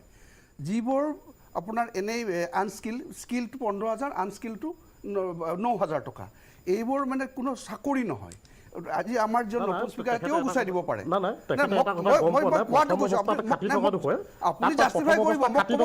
আপুনি এটা বস্তু জানি ল'ব বিধানসভাত প্ৰথম 3 মাহ 4 মাহ 60 টকা দেখুৱাই তাৰ পৰৱৰ্তী সময়ত তেখেতৰ ৰেগুলাৰ কৰি দিয়া হয় হিতেন্দ্ৰ নাথ গোস্বামীৰ দিনতো তেনেকুৱা ঘটনা হৈছে গতিকে আমাৰ ওচৰত তথ্য আছে গতিকে 21 চনত যে অকল বিশ্বজিৎ মই এইটো কথা কোৱা নাই 21 চনৰ পৰা সম্পূৰ্ণ নিযুক্তি প্ৰক্ৰিয়াটো বিশ্বজিৎ দৈমাৰী আপোনাৰ জড়িত আছে 21 চনৰ মে মাহলৈকে হিতেন্দ্ৰ নাথ গোস্বামী শুনি লৈছোঁ হয় কথাটো শুনি লৈছোঁ নাই কথাটো হ'ল কি তেওঁ কোৱা মতে তেওঁ কৈছে যে এওঁলোকৰ টেম্পৰাৰী মই নাথাকিলে কোনোবা আহি গৈছে তেওঁ কোনোবা কৰিব এইটো কোনো আৰু যেতিয়া এজন মানুহক মানে পাৰ্মানেণ্ট পোষ্ট নহয় বা কেতিয়াবা কি হয় পাৰ্মানেণ্ট নহ'লেও কিন্তু চেংচন পোষ্ট থাকে তাত মানে ইণ্টাৰভিউ ল'ব লাগে এইটো অকল পিউৰলি টেম্পৰাৰী যেতিয়া ইচ্ছা তেতিয়াই গুচিব পাৰি গতিকে হয় সংখ্যাগত হিচাপে 29টা দিছে 50টা হিচাপে লাগা তাৰ নিচ আছিল বুলি কৈছে তেওঁ কৈছে তাৰ নিচ আছিল কিন্তু তেওঁলোকক এপইণ্টমেণ্ট প্ৰক্ৰিয়াত আপোনালোকে যিটো কৈছে হয় যদি ৰেগুলাৰ পষ্ট হ'লে এডভাৰটাইজমেণ্ট দিব লাগিব কোৱালিফিকেশ্যন চাব লাগিব ইয়াত যিহেতু একটা কেজুৱেল হোৱাৰ কালি কৈছে তই কৰিবি নি দে কৰ্জা ইমানকৈ দিম কোনোবা এগ্ৰী হৈছে দিছে পইচাটো যদি এইটো কয় যদি বোলে ইমানখিনি মানুহ খটুৱা নাই পইচাটো খৰচ কৰা দেখিছে তেতিয়া আপুনি ৰেইজ কৰিব পাৰে ঠিক আছে এইখিনি যিহেতু এপইণ্টমেণ্টৰ ক্ষেত্ৰত আপুনি যিহেতু তেওঁৰ প্ৰিৰগেটিভ আছে আৰু তেওঁ 126টা আমি গোটেইটো মেইনটেইন কৰিব লাগে ঠিক আছে সেইকাৰণে ৰাইজৰ পইচা প্ৰত্যেকটো হিচাপ খুজিবই মানুহে ঠিক আছে তাত বাধা নাই যেন মোৰ ধাৰণা ঠিক আছে শৰণীয়া ডাঙৰীয়া আহি আছোঁ কি বিধানসভাত চাকৰি পাব নেকি ঠিক আছে মই আহি আছোঁ নিযুক্তি 126জন সেইকাৰণে গুচাই দিব পাৰিছে চাকৰি নহয় কাৰণে গুচাই দিব পাৰিছে কেজুৱেলি ৰখাৰ কাৰণেতো আমাৰ ৰঞ্জিত আছে গুচাব পাৰিছে নহ'লেতো চকচ দিব লাগে তাৰ আইনী ব্যৱস্থা ল'ব লাগে ঠিক আছে এনেকুৱা উদাহৰণ আছে যে কেইবাগৰাকী নহয় আহি আছোঁ কৌশিক হাজৰিকা আহি আছোঁ মানে এনেকুৱা উদাহৰণ আছে যে বহু কেইগৰাকীক মানে তেওঁলোকৰ ৰিটায়াৰমেণ্টৰ পাছত আকৌ তেওঁক পুনৰ নিযুক্তি দিয়া হৈছে কিন্তু তেওঁলোকৰ চাইনিং অথৰিটি নাই এই ধৰণৰ কথা বতৰাবোৰ মই আহি আছোঁ ইমদাদ হুছেইন আপোনাৰ ওচৰলৈ আহিছোঁ এইখন চৰকাৰে শূন্য সহনশীল নীতিৰ কথা কয়, দুৰ্নীতিমুক্ত কথা কয়, কোনো ব্যক্তিয়ে দুৰ্নীতি কৰিলে বা এজন সৰু কৰ্মচাৰীয়ে এজন যি কনিষ্ঠ বোলে 500 টকা খায় তাক গ্ৰেপ্তাৰ কৰে। কিন্তু সেই একেখন চৰকাৰৰ দিনত আজি প্ৰায় শেষ নিৰ্বাচনৰ পিছত যিটো প্ৰায় 200 কোটি টকাৰ বুলি যিটো শুনিছোঁ কেলেংকাৰীটো 200 কোটি বুলি কৈছে, হয়তো আমি যিখিনিলৈকে খবৰ পাইছোঁ ইয়াতকৈ বৃহৎ আৰু বেছি এমাউণ্টৰ দুৰ্নীতি হৈছে। গতিকে যিজন মুখ্যমন্ত্ৰী আজি যিটো নিৰ্বাচন পাৰ হৈছে প্ৰায় 1 মাহে হৈছে, কিন্তু এতিয়া এইখন চৰকাৰক সমালোচনা কৰিবৰ কোনো ইচ্ছা নাছিলে যদিও আজি বাধ্য হৈছে যিহেতু টকশ্ব পাতিছে, যিজন মুখ্যমন্ত্ৰীয়ে সন্মানীয় মুখ্যমন্ত্ৰীয়ে টুনুঙা মন্তব্য কৰে, যিজন মুখ্যমন্ত্ৰীয়ে কয় যে আমাৰ দলৰ নেতা গৌৰৱ গগৈ গাড়ীত কোনে কি কথা পাতিছে সেয়া মুখ্যমন্ত্ৰী ডাঙৰীয়াই গম পায়। সেই একে সময়তে যিজন মুখ্যমন্ত্ৰী সদনত থাকে মুখ্যমন্ত্ৰী হিচাপে, মুখ্যমন্ত্ৰীৰ সম্পূৰ্ণ নেতৃত্বত সদন পৰিচালনা হয় যদিও স্পীকাৰ থাকে, কিন্তু সেই সদনত যেতিয়া ইমান বৃহৎ কেলেংকাৰী হ'ল, যেতিয়া সদনত যেতিয়া মৌখিক পৰীক্ষা লিখিত পৰীক্ষা অবিহনে নিযুক্তি প্ৰদান কৰা হ'ল, সেই কথা কি ডক্টৰ হিমন্ত বিশ্ব শৰ্মা ডাঙৰীয়াই গম পোৱা নাছিল নেকি? এতিয়া কথাটো ক'ব লাগিব যে যিখন চৰকাৰে শূন্য সহনশীল নীতিৰ কথা কয় সেইখন চৰকাৰে বিধানসভাত আজি 60,000 টকীয়া লেপটপৰ নামত 2,50,000 টকা তেওঁলোকে লৈছে। আৰু যিখন চৰকাৰে শূন্য সহনশীল নীতিৰ কথা কয় সেইখন চৰকাৰে আজি ভেনিটি ভান ক্ৰয় কৰিলে, সেই ভেনিটি ভান আজি ক'ত গ'ল, আজি কি অৱস্থা তাৰ কোনো তথ্য নাই। কিছুদিন পূৰ্বে BTD নিৰ্বাচনৰ সময়ত সেই ভেনিটি ভানত উঠি অধ্যক্ষগৰাকী তাত নিৰ্বাচনী প্ৰচাৰ চলাইছিলে। গতিকে আজি আমাৰ বিজেপি দলৰ সন্মানীয় মুখপাত্ৰগৰাকীয়ে কৈছে যে আজি একশ্যন লৈছে। কেনেকুৱা একশ্যন লৈছে? আমিতো এতিয়ালৈকে দেখা নাই একশ্যন লোৱাৰ। আজি তেখেতে কৈছে যে টেম্পৰী পোষ্টত হেনো কোনো ধৰণৰ হেৰি নহয়, মৌখিক পৰীক্ষা ল'ব নোৱাৰে বা ৰিটাৰ্ণ পৰীক্ষা নহয়। ডক্টৰ হিমন্ত বিশ্ব শৰ্মা ডাঙৰীয়াৰ সময়ত খুব বেছিভাগ চাকৰি আজি ঠিকাভিত্তিক হৈছে। ঠিকাভিত্তিক চাকৰিবিলাক কেতিয়াও পাৰ্মানেণ্ট নহয়। সেই সকলো চাকৰিৰ বাবে লিখিত পৰীক্ষা হৈছে, ভাইভা হৈছে। কিন্তু সেই একে সময়তে গণতন্ত্ৰৰ মন্দিৰত যি নিযুক্তি প্ৰদান কৰা হৈছে, টেম্পৰী হওক পাৰ্মানেণ্ট হওক, তাত লিখিত পৰীক্ষা হোৱা নাই, সেয়া স্পষ্ট তথ্য দাঙি ধৰিছে। লগতে যিখন চৰকাৰে শূন্য সহনশীল নীতিৰ কথা কয় সেইখন চৰকাৰৰ দিনত গণতন্ত্ৰৰ পবিত্ৰ মন্দিৰত এইখন চৰকাৰৰ নেতাসকলৰ অঙহী বঙহীক তাত অগ্ৰাধিকাৰ দিয়া হৈছে, লগতে বা তাত তেওঁলোকক এপইণ্ট কৰা হৈছে। গতিকে আজি বৰ দুখৰ বিষয় যে যিখন চৰকাৰে বাৰে বাৰে দম্ভালি মাৰে দুৰ্নীতিমুক্ত অসম গঢ়াৰ কথা কয়, তেওঁলোকে কৈছে তেওঁলোক অৱগত নাছিল, অৱগত হোৱাৰ লগে লগে তেওঁলোকে নিৰ্দেশনা দিছে, মানে আমি তেওঁ এতিয়া অভিযোগ প্ৰতি অভিযোগ আহি আছে, তথ্যসমূহ দাখিল কৰা হৈছে, চৰকাৰৰ তৰফৰ পৰা কোৱা হৈছে যে আমি অৱগত নাছিলোঁ, অৱগত হোৱাৰ লগে লগে আমি কাৰ্যকৰী কৰিছোঁ, গোটেই যিমানখিনি আমি তথ্যৰ আমি লাভ কৰিছোঁ সেই তথ্যৰ ভিতৰত আমি তদন্ত ইতিমধ্যে ঘোষণা কৰিছোঁ। গতিকে ক'ত আপুনি সেইটো লাগে আমি অধ্যক্ষগৰাকীৰ বিশেষ অধিকাৰৰ কথাই হওক, এইবোৰত ক'ৰবাত খৰ্ব হৈছে, ভংগ হৈছে নে চৰকাৰখন সকলো দেখিও নেদেখা ভাওজুৰি আছিল? কি আপুনি কি ভাবে এই গোটেই বিষয়টো নিৰ্বাচনৰ পাছতে যিহেতু গোটেইটো উন্মোচিত হৈছে? অভিজিৎ শৰ্মাই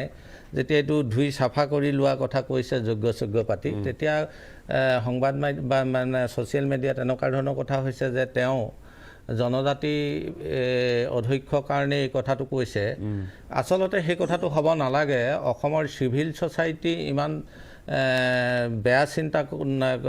কৰিব পাৰে বুলি মই নাভাবোঁ, আৰু অসমৰ সমাজ জীৱনতো তেনেকুৱা হ'ব নালাগে। কাৰণ বিশ্বজিৎ দৈমাৰী অসম বিধানসভাৰ ৩য়জন জনজাতি অধ্যক্ষ, ইয়াৰ আগত যোগেন হাজৰিকা আৰু গণেশ কুটুম হৈছে তেওঁ ৩য়জন। গতিকে ইয়াত জনজাতি অজনজাতিৰ কথা নাই। দুৰ্নীতি হৈছে, দুৰ্নীতি জনজাতিয়ে কৰিলেও দুৰ্নীতি আৰু জনজাতিয়ে নকৰিলেও দুৰ্নীতি আৰু ভালটো জনজাতিয়ে কৰিলেও ভাল, বেয়াটো জনজাতিয়ে কৰিলেও বেয়া। আমি সেই দৃষ্টিভংগীৰে ল'ব লাগিব। কৌশিক হাজৰিকাৰ কথাখিনি শুনি মোৰ তেওঁ যিখিনি কৈছে তেওঁলোকে নিশ্চয় RTI তথ্যৰ ওপৰত কৈছে, কিন্তু এই কথাটো ভাগ কৰিব নালাগে। বড়ো, কাৰ্বি, মিচিং অবৈধভাৱে লোৱা অবৈধ, সি বড়োৱে হওক অবড়োৱে হওক, কাৰ্বিয়ে হওক অকাৰ্বিয়ে হওক, গতিকে অবৈধটো অবৈধই। বড়ো জনজাতীয় বিৰোধী নহয়, মই সেই চিষ্টেম নাই সেই মই সংখ্যাটো সেই ধৰণে চাব নালাগে মানে আমাৰ সমাজ জীৱনৰ জাতি বা মই আপুনি সেইটো কৈছে বুলি ক'বলৈ যোৱা নাই যে আমাৰ অবৈধ নিযুক্তিৰ বিৰোধী কৈ আছো অবৈধ নিযুক্তিৰ বিৰুদ্ধে হ'ব লাগে যাতে আমি সেইটো ভাগ ভাগ কৰি চাব নালাগে সেইটোৱে হয়তো এটা কালিলৈ মানে আমি এখন যুঁজ কৰিবলৈ যাওঁতে এটা অন্যায়ৰ বিৰুদ্ধে যুঁজ কৰিবলৈ যাওঁতে তাত যাতে এটা বেলেগে আকৌ বেলেগ এটা কালাৰ সানিবলৈ ৰহন সানিবলৈ যাতে সুবিধা নাপায় সেই কথাটো লক্ষ্য কৰিব লাগে দ্বিতীয় কথা হ'ল যিবোৰ তথ্য আহিছে যোৱা 5 বছৰত 1143 কোটি মই ৰাউণ্ড ফিগাৰত কৈছোঁ কথাটো সংবাদ মাধ্যমত ওলোৱা খবৰ মতে 1143 কোটি টকা আবণ্টন হৈছিল তাতকৈ বেছি মই এইখিনি ফিগাৰ ক'ব খোজা নাই মই ৰাউণ্ড ফিগাৰটো কৈছোঁ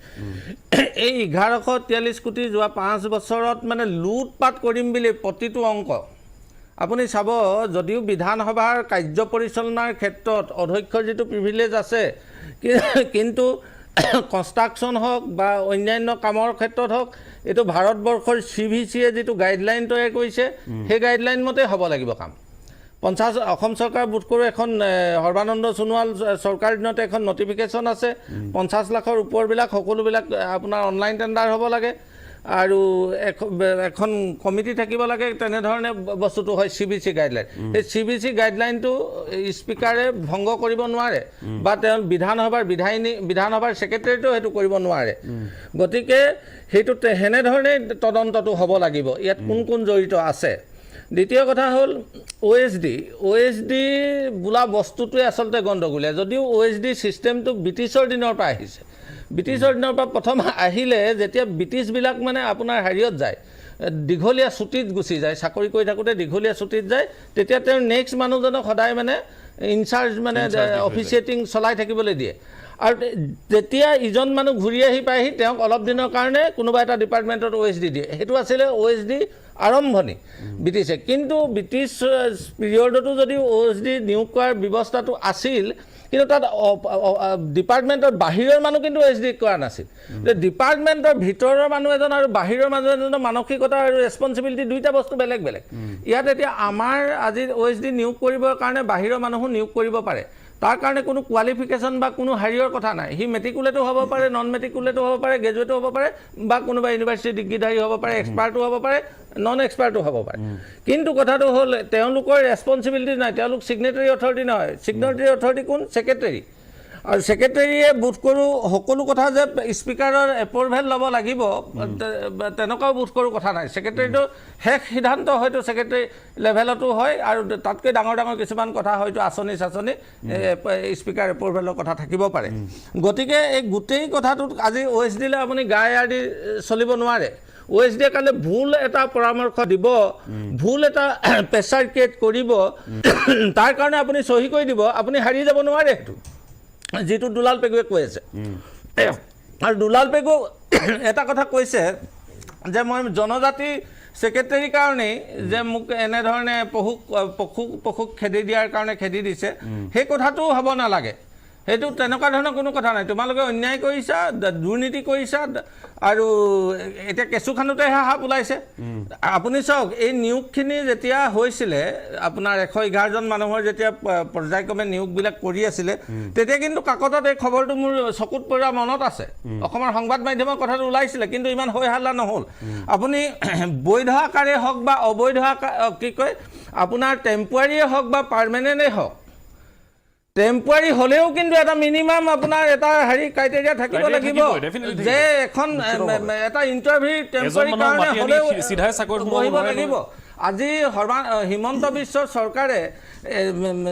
zero' tolerance against the corruption যিমান চিঞৰি আছে এইটোৱে যেন সকলো তেওঁলোকক মানে পানী ঢালি দিছে আপোনাৰ এপইণ্টমেণ্টৰ ক্ষেত্ৰত যেখন চৰকাৰে যিমান স্বচ্ছতাৰ কথা যোৱা নিৰ্বাচনৰ আগলৈকে তেওঁলোকে নিৰ্বাচনী ইছ্যু কৰিছিলে কিন্তু আজি কি হ'ল বিধানসভাই এইটো গতিকে মই মুখ্যমন্ত্ৰীক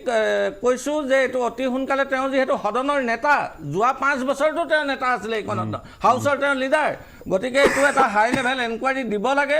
আৰু এখন স্বতন্ত্ৰ কমিটি হ'ব লাগে আৰু স্পীকাৰৰ মতলবটো আমি যিটো দেখিছোঁ স্পীকাৰে ভাবিছে যে মই এখন হাউচ কমিটি এনকুৱাৰী কমিটি বনাই দিম হাউচত অল পলিটিকেল পাৰ্টি তাত মেম্বাৰ থাকিব আৰু সংখ্যাগত ফালৰ পৰা তেওঁলোকৰ যিহেতু বেছি সংখ্যা আছে গতিকে সেই কমিটিত কালি 15 জন যদি নিয়োগ কৰে 10-12 জন তেওঁলোকে আহিব গতিকে তেওঁলোকে মেজৰিটি পাছ কৰে আমি ইয়াৰ আগতেও হাউচ কমিটি তদন্ত দেখিছোঁ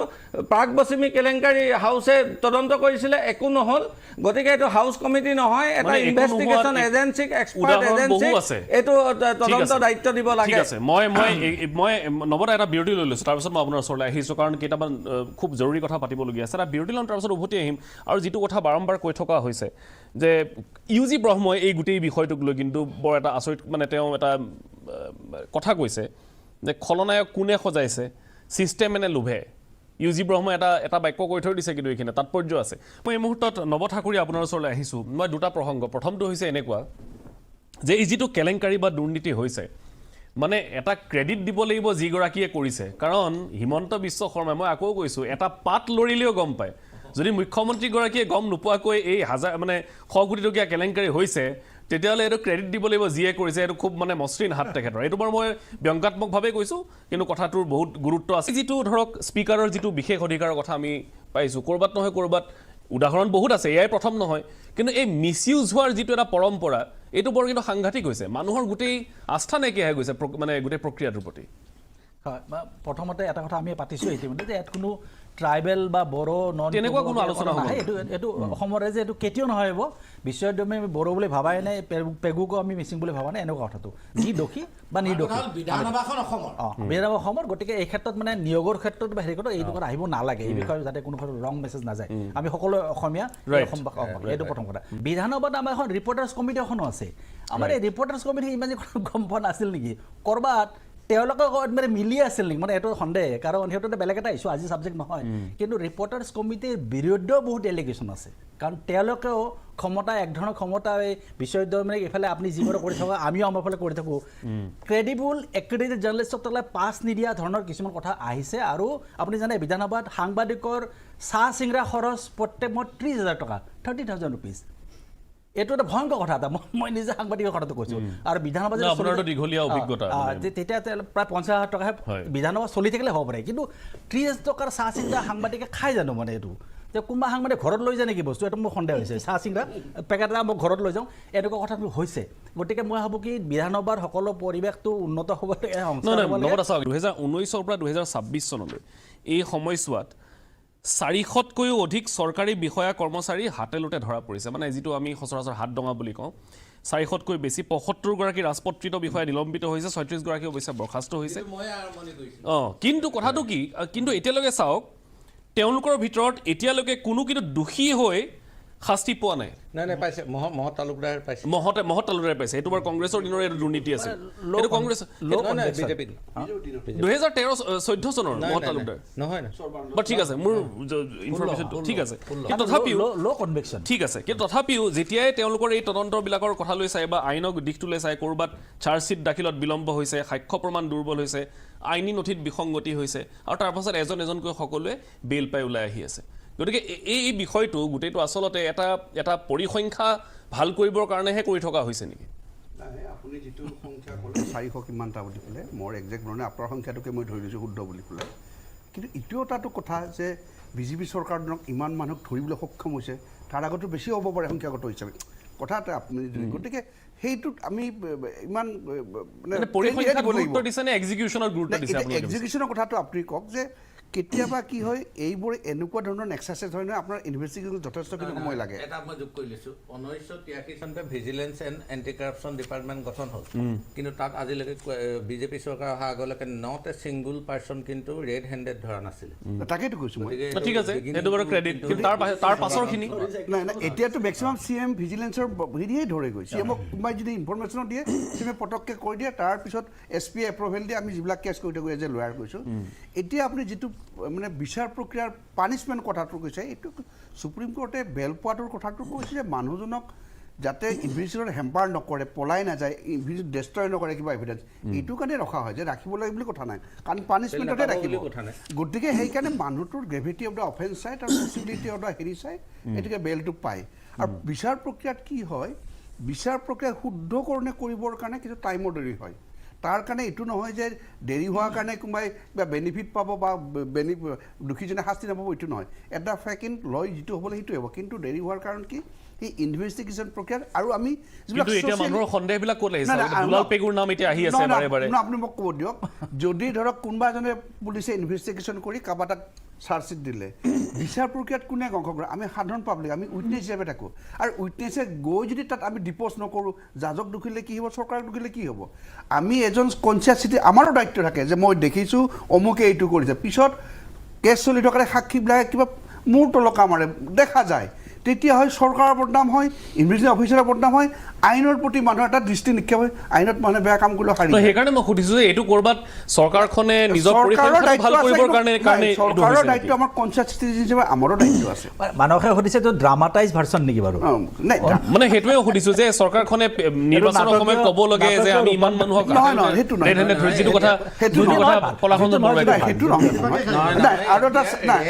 আপুনি বোধ কৰোঁ ফিগাৰটো কৈছে ঠিকেই, ৰেড হেণ্ডেডৰ কথাই কৈছোঁ। হ'ল অভিযোগ আহিলে ৰেড হেণ্ডেড ধৰিব, নহয় অভিযোগ যিমান আহিছে ৰেড হেণ্ডেডটো কি হয়, আপোনাৰ পইচাটো আগতে ইনফৰমেশ্যন পালে পইচাটো টেপথিন পাউডাৰ এটা লগাই দিয়ে, তেওঁ চুলে সেইটো ধুলে পিংক হৈ যায়, তেতিয়া সেইটো হয়। তেনেকুৱাও বহুত কেছ আছে। আমি এইটো ইছ্যু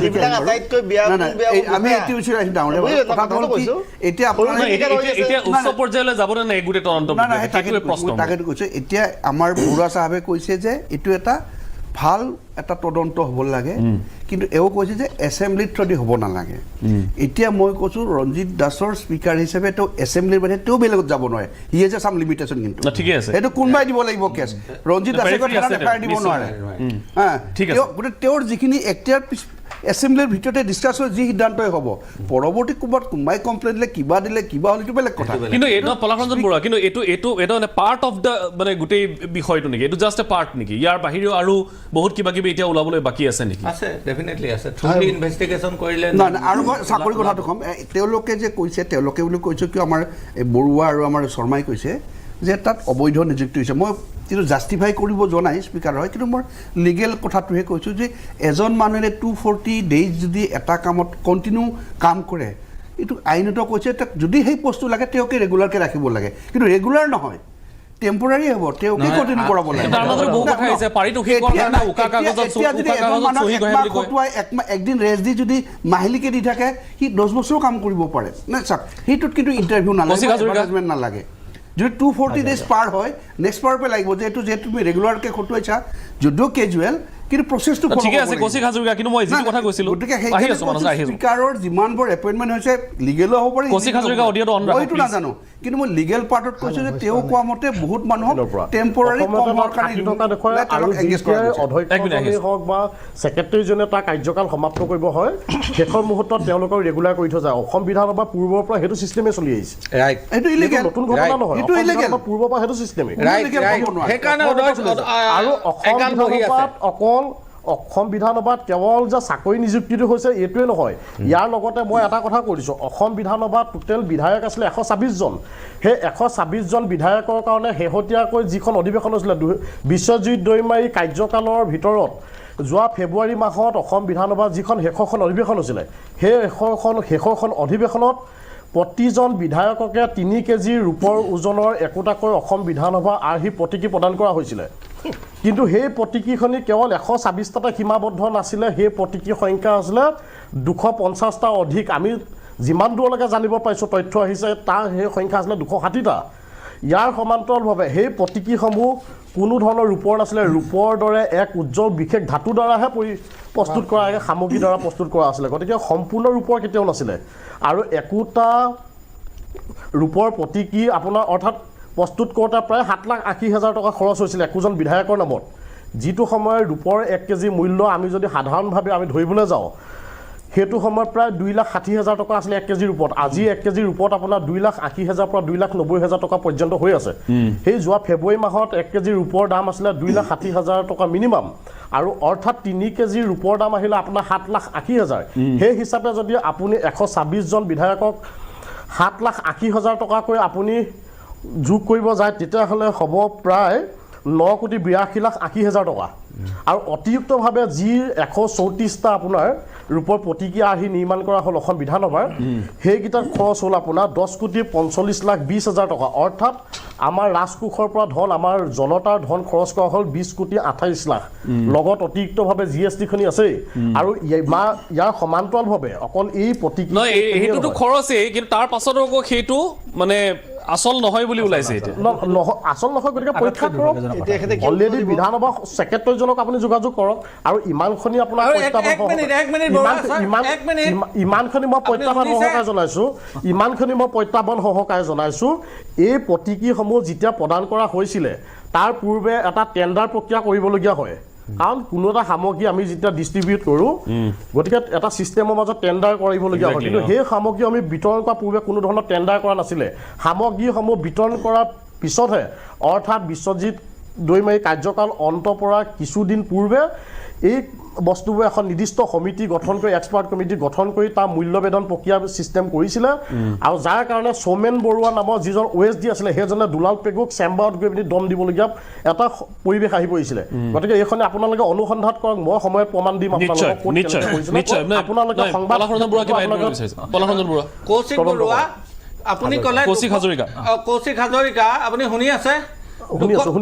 260টা যে প্ৰতীক আনিছিলে অসম বিধানসভাৰ, 126 জন MLA-ক দিলে, বাকীখিনি কাৰ ঘৈণীয়েকক দিছিলে সেইটো হিচাপ পালে নেকি আপুনি? না, বাকীজনে কাৰ ঘৈণীয়েকক দিছে সেইটো আপোনালোকে তদন্ত কৰক, আমিও কৰি আছোঁ। গতিকে আমাৰ হাতত বৰ্তমান যিখনি আহিছে, এতিয়া কাৰোবাৰ পত্নীক দিছে নে, কাৰোবাৰ খুলখালীয়েকক দিছে নে, কাৰোবাৰ ভাগিনীয়েকক দিছে, সেইটো মোৰ বিচাৰ্য বিষয় নহয়। গতিকে আমাক ৰিজাল্টটো লাগে। সেই বাকী 134টা কাক দিয়া হৈছিলে, কাৰোবাক ঘৈণীয়েকক দিলেও কথা, কিন্তু যোগ্য যদি কাৰোবাৰ ঘৈণীয়েকজন কাৰোবাৰ ঘৈণীয়েকৰ যোগ্য ব্যক্তিজনে পাওক, আমাক নহয়। প্ৰথম কথা হ'লে যদি বিধায়কৰ কাৰণে সেইটো হয়, 126 জনৰ ওপৰত যাব নোৱাৰিব নহয়। নোৱাৰে। গতিকে তেওঁলোক কেনেকৈ গ'ল সেইটো অসম বিধানসভাৰ ৰিপৰ্ট দিব লাগিব। গতিকে ইয়াৰ কাৰণে উচিত তদন্ত কৰিব লাগিব। ইয়াৰ কাৰণে উচিত তদন্ত কৰিব লাগিব। তদন্ত কোনে কৰিব? হিমন্ত বিশ্ব শৰ্মাৰ নেতৃত্বাধীন বিজেপি মিত্ৰজোঁট চৰকাৰখনে কৰিব। তদন্ত কোনে কৰিব? হিমন্ত বিশ্ব শৰ্মাৰ নেতৃত্বাধীন বিজেপি মিত্ৰজোঁটৰ চৰকাৰখনে কৰিব। সেইখনে কোনো কংগ্ৰেছে তদন্ত নকৰে, কংগ্ৰেছ চৰকাৰ নাই, কংগ্ৰেছে তদন্ত নকৰে, ৰাইজৰ দলে নকৰে। গতিকে তদন্ত কৰিব বিজেপি নেতৃত্বাধীন মিত্ৰজোঁটৰ চৰকাৰখনে তদন্ত কৰিব। বিশেষ তদাৰকী কুক CM ভিজিলেন্সে তদন্ত কৰিব। ঠিক আছে, এতিয়া বহুতে কৈ আছে বা এই ধৰণে উচ্চাৰণ হৈছে যে এই গোটেই বিষয়টো আচলতে আইনগতটো হয়েই, এতিয়া তদন্ত হ'ব, নিশ্চয় হ'ব, কিন্তু ক'ৰবাত নহয় ক'ৰবাত এওঁলোকেও কৈ আছে যে মুখ্যমন্ত্ৰীৰ জ্ঞাতসাৰে হৈ আছিল, ক'ৰবাত এই বিষয়টো গোটেই পলিটিকেল, এই ধৰণৰ এটা আলোচনা চলি আছে। মই কিন্তু বৰুৱাক সুধি আছে, মই কৈছোঁ কিন্তু মুখ্যমন্ত্ৰী জ্ঞাত নহয়, মিছা কৰা। এছেম্বলি কাৰণে চোৱাও নাই, এতিয়া দুৰ্নীতি হয় নে নহয় না, জ্ঞাত হ'লে জ্ঞাত নহয়। আপোনালোকে নিশ্চয় এইটো কথা ক'ব যে জ্ঞাত হ'লে তেওঁ লগে লগে একশ্যন ল'লে হয়। প্ৰথম কথা হ'ল মুখ্যমন্ত্ৰী যদি জ্ঞাত হৈও তেওঁ স্পীকাৰ বা হাৰিয়লে আবণ্টন দিয়া পইচাটো স্পীকাৰক চেৰাই গৈ নিজৰ দলৰ নিজৰ চৰকাৰটোৱে সেই কামটো ভাৰতবৰ্ষৰ উদাহৰণ নাইও। সেই পৰ্যায়লৈ মুখ্যমন্ত্ৰী এজনে যেতিয়ালৈকে অভিযোগ নুঠে সেইটো আহিব বুলি মই বিশ্বাস নকৰোঁ। কাইলৈ মুখ্যমন্ত্ৰী চকীখনত যদি ময়ো থাকোঁ, মোৰ স্পীকাৰজন মই নেতা হোৱা এছেম্বলিখনৰ বিৰুদ্ধে মই জানিলেও ইচ্ছাকৃতভাৱে সেইটো কাম কোনেও কৰিবলৈ নাযায়। কিন্তু এতিয়া যিহেতু অভিযোগ উঠিছে, গতিকে তেওঁ যিহেতু মানে সদনৰ নেতা, এইখন হাউচৰ তেওঁ নেতা, গতিকে তাৰ আগৰবাৰো তেওঁ নেতা আছিল, গতিকে তেওঁৰ এটা ৰেছপনচিবিলিটিজ আছে। এতিয়া আমাৰ বিড়ম্বনাটো হৈছে যে গণতন্ত্ৰৰ মন্দিৰ, ৰাজ্যখনৰ মন্দিৰটোক লৈ আমি আলোচনা কৰিলোঁ। এতিয়া উইপোকে 3,85,00,000 টকা উইপোক মাৰোঁতে খালে, কিন্তু উইপোক আচল এইকেইটাহে। উইপোকে কাঠ খোৱা উইপোক নহয়, গোটেই বিধানসভাখনকে খোৱা উইপোক আচলতে এইকেইটাহে এতিয়া তদন্ত আওতালৈ আনি এই উইপোককেইটা কেনেকৈ নিৰ্মূল কৰিব লাগে সেইটো দৰৱটো ঠিক কৰাটোহে এতিয়া অভিজিৎ শৰ্মাৰ এটা দায়িত্ব, কৌশিক হাজৰিকাৰ এটা দায়িত্ব। ঠিকেই, গতিকে এই বিষয়বিলাক তদন্তটো কৰি থাকিব, তদন্ত হ'ব। ৰাজ্য চৰকাৰে বা মুখ্যমন্ত্ৰীয়ে যেনেকৈ নিৰ্দেশ দিছে তেনেকৈ তদন্ত হ'ব, বা অধ্যক্ষগৰাকীয়ে যেনেধৰণে কমিটিখন ফৰ্ম কৰিম বুলি কৈছে, গতিকে সেই ধৰণে তদন্ত হ'ব। কিন্তু তাৰ বাহিৰেও কিন্তু এই বিষয়সমূহ চালি জাৰি চাই থাকিব লাগিব লাগে, সেয়া RTIৰ জৰিয়তেই হওক বা পলাশৰঞ্জন বৰুৱা ডাঙৰীয়াহঁতৰ দৰে মানুহেই হওক, বা আমি নিজাববীয়াকৈ গোটেই বিষয়টো আৰু কিমান ভিতৰলৈ আছে আচলতে শিপাই, সেইটো চাব লাগিব। এটা কথা চাওক, এই 90 বছৰ ইতিহাসত, এতিয়া 90 বছৰত ভৰি দিলে যোৱা 7 এপ্ৰিলৰ পিছত আমাৰ বিধানসভা, এনেকুৱা ঘটনা আমি গণেশ কুটুমৰ কাৰ্যকালটোত কিছু এনেকুৱা ঘটনা ঘটিছিল, সংবাদ মাধ্যমত যথেষ্ট সৰব হৈছিল সেই সময়ত। আৰু দ্বিতীয় কথা হ'ল, মাজে মাজে আমি RS গান্ধী আৰু কিবা পাঞ্জাবী এটা কথা মাজে মাজে বিধানসভাত মানে এইবিলাক কৰে, এই ভঙাকে ভাঙে, নতুন বনাই ভাঙে, কিবা কৰে, এনেকুৱা ঘটনা আগত ঘটিছিল। সেই RS গান্ধী, আৰু মই পাঞ্জাবীটোৰ নাম পাহৰি গৈছোঁ। তাৰ পৰৱৰ্তী পৰ্যায়ত এই এপইণ্টমেণ্টটো যিটো কৌশিক হাজৰিকাই কৈছে, সেইটো এতিয়া নহয়, একেবাৰে অতীজৰ পৰা। মানে আপুনি চাব, মানে পষ্ট ইণ্ডিপেণ্ডেঞ্চৰ পিছৰ পৰাই স্পীকাৰবিলাকে এনেকৈ দুই এজন দি আহে। আৰু সেইকাৰণে এতিয়া অসম বিধানসভাত এনেকুৱা এগাল অদক্ষ মানুহ সোমাই পৰিছে, য'ত নেকি RTI মাৰিলে উত্তৰ আহে বোলে বিধানসভা একাডেমিকেলি তেওঁলোকৰ চাব দেই, কমিশ্যনক লৈ ঠিক আছে, সিহঁতৰ মাথাত চব দিমাগ ঠিক আছে, একেবাৰে কি চেৰাউগি বুলি কয়, CA মানে কমিশ্যনৰ অংক হিচাপ কৰিবলৈ এক্সট্ৰাকৈ CAও আনি লৈছিলে। কিন্তু এতিয়া তেওঁলোকৰ একাডেমিকেলি চাব, এজন সাংবাদিক, জ্যেষ্ঠ সাংবাদিক শৰৎ নেওগে এটা RTI কৰিলে অসম বিধানসভালৈ, বোলে বিষ্ণু ৰাভাৰ আপোনাৰ মৃত্যুৰ সময়ত শোক প্ৰস্তাৱ অসম বিধানসভাত লৈছিলে নে নাই লোৱা, তেওঁলোকে উত্তৰ দিলে নাই লোৱা।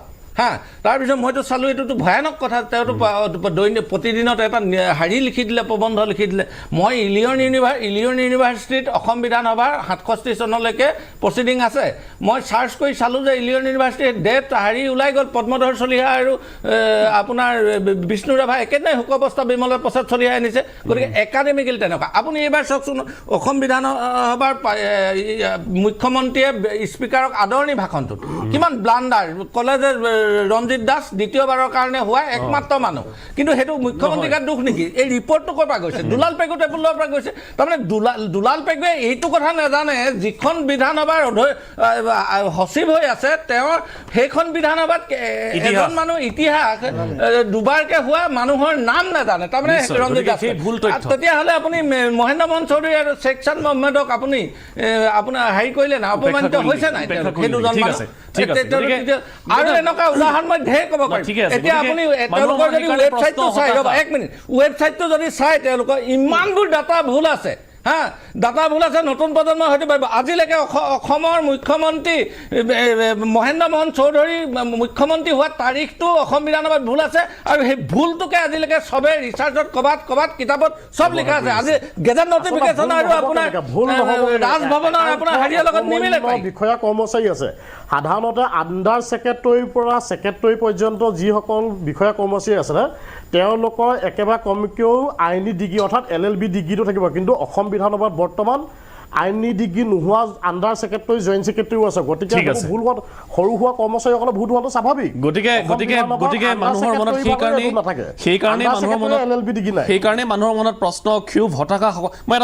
বতৰা ওলোৱাৰ পাছত, ইয়াৰ পাছৰ পদক্ষেপ ৰাজ্য চৰকাৰ হওক বা অধ্যক্ষ হওক কেনেকুৱা হোৱাটো উচিত বুলি আপুনি ভাবে, যদিহে এই বিষয়টোৰ মানে উৰটো ওলাব লাগে? প্ৰথমত হ'ল মানে opposition has lost the opportunity. এই কথাখিনি যদি ইলেকশ্যনত ক'লে হয় বা তেওঁলোকে যদি গম পালে হয়, এটা ইলেকশ্যন ইছ্যুৱে হ'ল বিৰোধীৰ কাৰণে, তেওঁলোকে দে মিছ দ্য অপৰচুনিটি। কিন্তু যি নহওক, মানে তেওঁলোকে অপৰচুনিটি মিছ কৰিলে। এতিয়া তেওঁলোকৰ সেইটো অপৰচুনিটি আছে, অপজিশ্যনে এতিয়াও যদি লগ লাগে, এতিয়া যদি এটা পাব্লিক যদি এটা আপৰাইজিং এটা সৃষ্টি যদি কৰিব পৰা, হয়তো অনুসন্ধান হ'ব, ভাল হ'ব। এছেম্বলিৰ ভিতৰতো হ'ব, বিচাৰি বাহিৰতো হ'ব, সেইটো কৰক। আৰু লগতে আমাৰো দুৰ্ভাগ্য, আমাৰো এখন প্ৰেছ কমিটি আছে এছেম্বলিৰ ভিতৰত, তেওঁলোকৰ ইয়াৰ লগত মিলি ভগত আছিল নেকি, সেইটো হ'ল মোৰ প্ৰশ্ন। They have also' miss the news. যদিও কিছুসংখ্যাই ৰিপৰ্ট কৰিছে, কিন্তু মষ্টলি এই কমিটিখনে নিজৰ সুবিধাৰ কাৰণে ব্যস্ত হৈছিলে। এইটো কোনো ব্যক্তিগত আক্ৰমণ কৰাৰ কথা নহয়। We have also' clean up our own system. ঠিক আছে, মানস সৰণীয়া 30 ছেকেণ্ড সময় দিব পাৰিম। প্ৰত্যেকটো নুক এণ্ড কৰ্ণাৰ চুই আহিবনে এই তদন্তই, নে আকৌ এবাৰ সেই পুনৰাবৃত্তিয়ে হ'ব আগৰ কথা? নহয়, এইটো ধৰক আপোনালোকে যেনেকৈ কৈছে, মইতো ইমান এই সম্পৰ্কে যিখিনি তথ্য পাইছোঁ, মোৰ বোধহয় ইমানখিনিতো হোৱা নাই যিখিনি কৈছে। কিন্তু একেবাৰে নোহোৱাও নহয়, ক'ৰবাত কিবাটো ঘটিছে, গোটেই মিছাও নহয়। কিন্তু এটা তদন্ত হ'ব আৰু বিজেপি চৰকাৰৰ আগতে আমি যিহেতু দুৰ্নীতি সহনশীলতা আছে যি হৈছে ৰাজ্য গতিকে চৰকাৰৰ এইটো কৰিব, মানে তদন্ত হ'ব অজ্ঞাতে হৈছে তদন্ত নাই জ্ঞাতত নহয়তো অজ্ঞাতে হৈছে জ্ঞাত হ'লেতো এইটো নিশ্চয় আমাৰ মুখ্যমন্ত্ৰী আপোনালোকে কৈ আহিছে যে তেওঁ কেতিয়াও সহ্য নকৰে এই ধৰণৰ হেৰিবোৰ নিশ্চয় ইয়াৰ আগতো হেৰিহেঁতেন গতিকে সেইকাৰণে এইটো সঠিক তদন্ত হ'ব আপোনালোকে ধৈৰ্য ধৰক আৰু এইটোক ইমানখিনি ইছ্যুলৈকে দিব নালাগে যে সদন অপবিত্ৰ হৈছে যজ্ঞ কৰিব লাগে এইটো কথা নহয় তাত যদি কিবা অন্য ধৰণৰ দুৰ্ঘটনা ঘটিলেন এতিয়া কৰাপশ্যন হোৱা বুলি কৰাপশ্যন হোৱাৰ লগত কৰাপ্টেড অফিচাৰবোৰ ৰেছপনচিবল তাৰ কাৰণে এছেম্বলি হাউচটো হেৰি নহয় ৰেছপনচিবল নহয় কৌশিক হাজৰিকা 30 ছেকেণ্ড গতিকে মই এইটোৱে ক'ম ৰাইজে এইটো বিচাৰ হ'ব আপোনালোকে ইয়াৰ ঠিক আছে, বিচাৰ পাব আমাৰ এই নতুনকৈ বিচাৰৰ কাৰণে দায়িত্বপ্ৰাপ্ত আমাৰ কিছু ৱেইট যিজন কৰিব লাগিব অধ্যক্ষ আছে ৰঞ্জিত দাস ডাঙৰীয়া গতিকে ৰঞ্জিত দাস ডাঙৰীয়া আৰম্ভণিৰ পৰা এক পদক্ষেপ গ্ৰহণ কৰি আহিছে গতিকে ৰঞ্জিত দাস ডাঙৰীয়াক আমি সম্পূৰ্ণ তালিকাখন অৰ্পণ কৰিম গতিকে তেওঁৰ পৰা আমি এটাই আশা কৰিম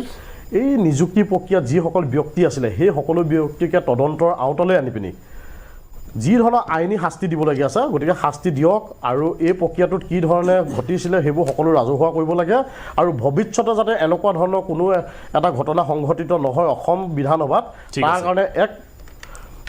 আইন আনিব লাগে গতিকে এইখনিয়ে মই আজি আপোনাৰ জৰিয়তে ঠিক আছে মই ধন্যবাদ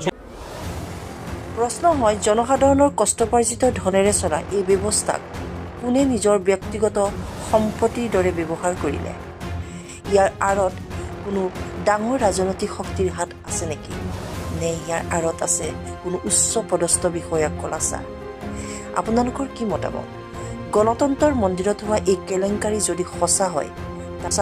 তাৰ আঁৰত প্ৰকৃত দোষীয়ে উচিত শাস্তি পোৱা উচিত নে আপোনাৰ মূল্যৱান মতামত নিশ্চয় কমেণ্টত জনাওক ধন্যবাদ জয়